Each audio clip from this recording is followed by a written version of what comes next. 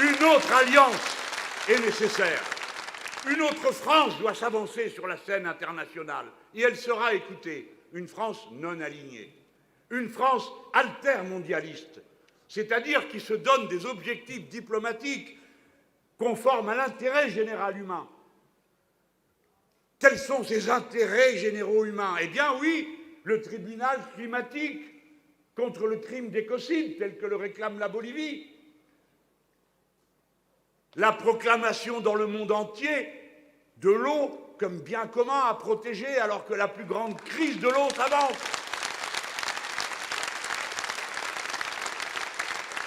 Le désarmement. Oui, le désarmement.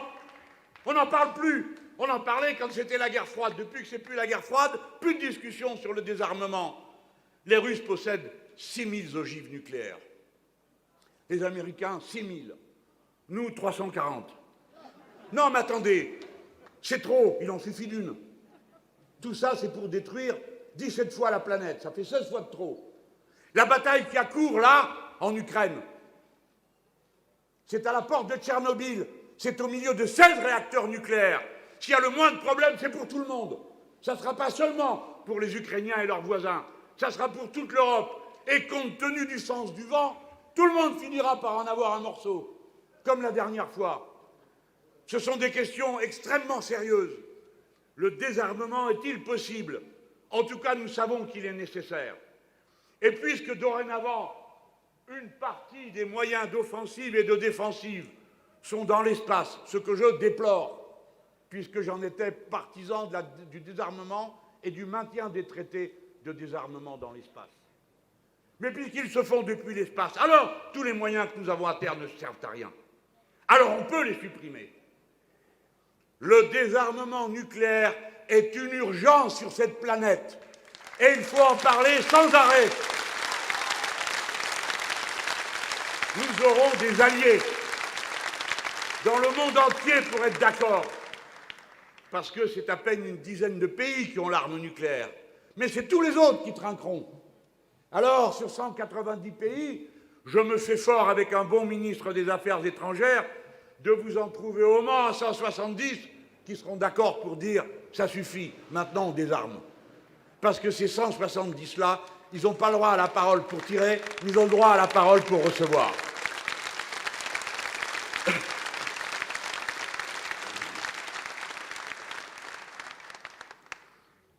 Je demande qu'on respecte ma position, la nôtre, puisque vous venez de me manifester par vos applaudissements votre accord. Je demande qu'on cesse les caricatures. Peut-être que mon point de vue n'est pas le bon. Peut-être que le non-alignement n'est pas la bonne idée. Peut-être que la diplomatie altermondialiste n'est pas la bonne idée.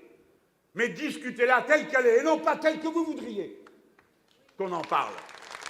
Je m'adresse directement à ceux qui sont les producteurs de l'information. Car on dit que la première victime d'une guerre, c'est la vérité. Les producteurs de l'information, ce sont les journalistes. Tous les journalistes, quelles que soient leurs opinions politiques, et même s'ils n'en ont pas. Le moment est grave, le moment est sérieux. Nous allons élire dans 40 jours le président de la République française, le président d'un pays qui a l'arme nucléaire, le président dont la Constitution fait un personnage spécial, puisqu'il est le chef des armées, et que c'est lui qui négocie et signe les traités. Par conséquent, les deux principales attributions en plus de la présidence du Conseil de la magistrature, c'est les affaires étrangères et la défense.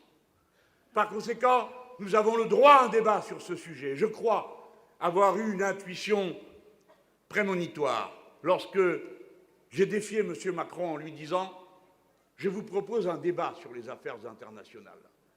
À quoi un de ces roquets qui l'entourent a répondu « C'est un non-sujet ». Eh bien, le non-sujet vous dit bonjour. Et je ne vois pas qu'à vous qui, paraît-il, êtes un sujet, vos exploits méritent que je vous traite autrement que par le ricanement et le sarcasme.